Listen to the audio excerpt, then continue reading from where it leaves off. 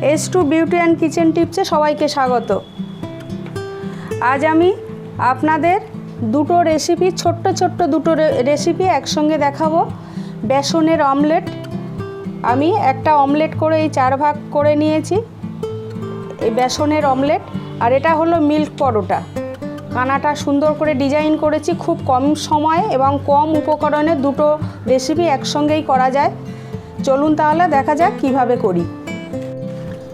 তাহলে আগে আমি দেখাবো এই বেসনের অমলেট। বেসন নিয়েছি, এই হাফ বাটি মতো বেসন নিয়েছি, আর এই দুটো ডিম নিয়েছি আগেই, আর এই হাফ বাটি বেসন এটা দিয়ে দিলাম।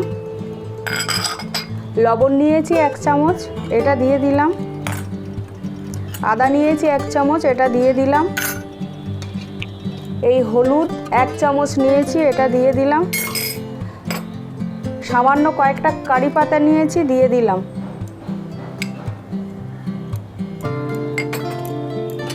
দুটো কাঁচা লঙ্কা কুচে নিয়েছি, এটা দিয়ে দিলাম। হাফ চামচ জিরে গুঁড়ো, ছোট ছোট দুটো পেঁয়াজ,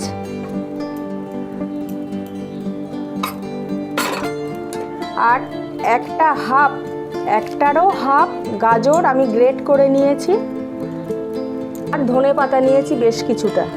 এগুলো দিয়ে আগে মিক্স করব। একটা ফ্রাই প্যান নিয়েছি, ফ্রাই প্যানে আমি আমার পরিমাণ মতো তেল দেব। আপনারা আপনাদের পরিমাণ মতো তেল দেবেন। তেলটা আমি ব্রাশ করে নেব চারিদিকে, ভালো করে মিক্সড করে নিয়েছি। এবারে তেলটা গরম হলে আমি দিয়ে দেব। আমি ঢাকাটা খুলে নিয়েছি। এবারে দেখি অপর পিঠটা কেমন হয়েছে। যদি হয়ে যায় তাহলে তুলে আর একটা পিঠে দিয়ে দেবো। এই উল্টে দিলাম অপর পিঠটা দিয়ে আমি এবারে আবারও ঢেকে দেব। আমার হয়ে গেছে 2 পিঠ। এবারে আমি অপর পিঠও হয়ে গেছে। এবারে আমি গ্যাসটা অফ করে দিয়ে এটা তুলে নেব একটা প্লেটে। এবারে দেখুন, আমি মিল্ক পরোটা করব বলে এই 1 কাপ ময়দা নিলাম, আর হাফ চামচ কালো জিরে নিলাম, আর সামান্য পরিমাণ লবণ নিলাম। এবারে এটা আমি একটু সাদা তেল দিয়ে আমি মেখে নেব। দেখুন ডোটা আমার তৈরি হয়ে গেছে, পুরো একটা মন্ড মতো হয়েছে, একটু সফট হয়েছে। এবারে আমি এর থেকে দুটো লেচি করে নেব। আমি দুটো লেচি করে নেব। দুটো লেচি এবারে করে নিলাম। এবারে আমি বেলবো। সামান্য একটু আমি তেল দিয়ে বেলবো না, সামান্য একটু ময়দা নিয়েছি। এই ময়দাটা দিয়ে আমি বেলে নেব।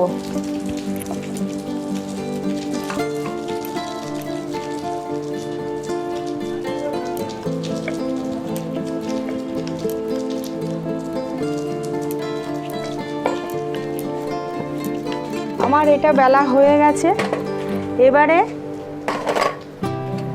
আমি এই গুঁড়ো দুধ নিয়েছিলাম কাপে করে, এই মাঝে এই রুটিটার বা পরোটাটার মাঝে আমি এই গুঁড়ো দুধটা এইভাবে সাজিয়ে দিয়ে দেব। এটা হলো মিল্ক পরোটা।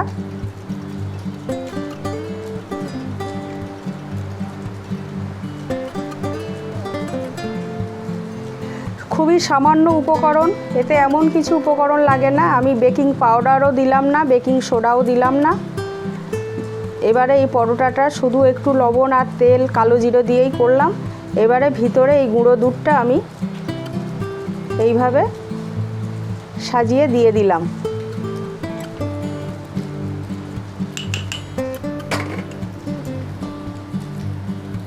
আর একটা লেচি আমি করে নেব।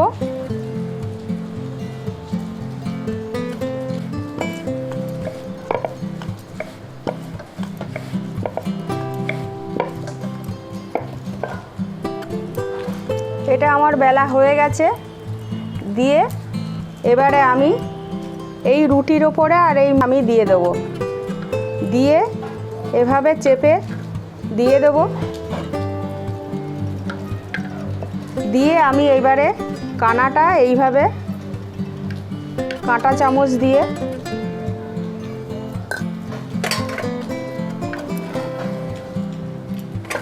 কানাটা আমি আস্তে আস্তে এইভাবে কাঁটা চামচ দিয়ে একটু ডিজাইন করে দেব।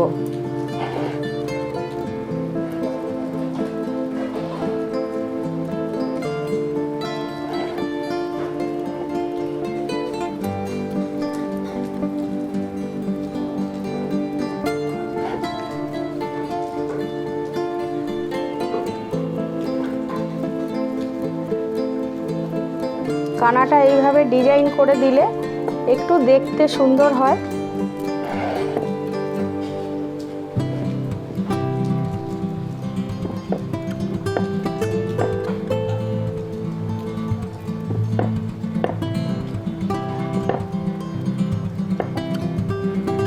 মোটামুটি আমি এরকম একটা শেপ দিয়ে নিলাম।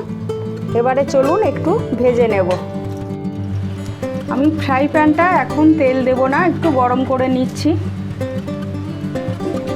এবারে আমি এই মিল্ক পরোটাটা আস্তে আস্তে দিয়ে দিলাম।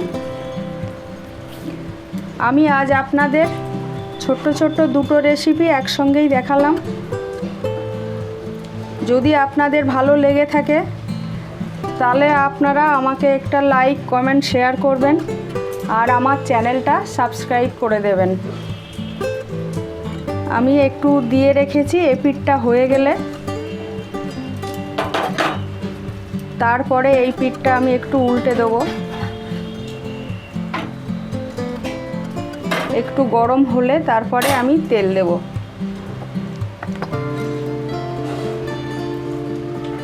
অপর পিঠে সামান্য একটু তেল দিয়ে দিলাম, এই পিঠটাও একটু দিয়ে দিলাম।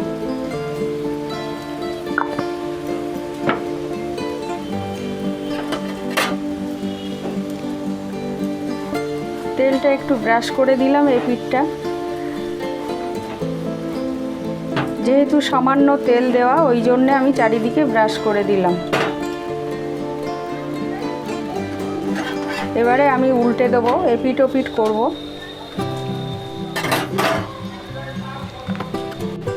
দিয়ে এখানটাও আমি ব্রাশ করে দেবো।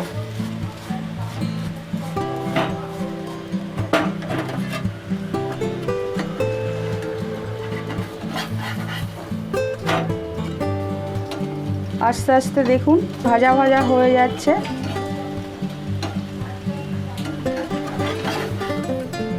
বারবার এপিঠ ওপিঠ করতে হবে। দেখুন আমার সামান্য তেল দিয়ে এপিঠ ওপিঠ করে ভাজা ভাজা হয়ে যাচ্ছে। বারবার এপিঠ ওপিঠ উল্টাবো, তাহলে আমার এটা হয়ে গেছে। এই রেসিপিটা আমার অনুরোধ থাকলো আপনারা একবার বাড়িতে বানিয়ে খাবেন। ভীষণ সুস্বাদু এই মিল্ক পরোটা এবং বেসনের অমলেট। আমার এটা হয়ে গেছে। আপনারা সবাই সুস্থ থাকবেন, ভালো থাকবেন।